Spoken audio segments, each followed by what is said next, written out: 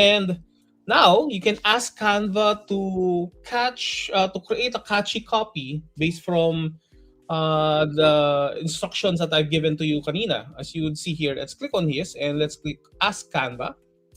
And as you would see here, you can just easily chat with Canva here. I'm just going to type in the prompt, which is at Canva, rewrite this post. I think this one. Rewrite this for Instagram.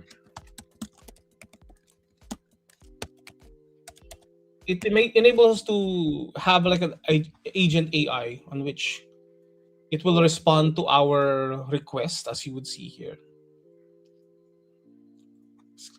Oh, what's this? I don't know. Okay, that's the actual conversation that we're having with the Canva.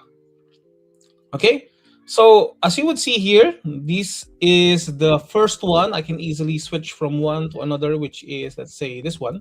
Fast bites, fresh taste, and cheese that melts just right. As you would see, it's very much a great way for you to ideate more versions of your design easily by asking it directly from the Canva app.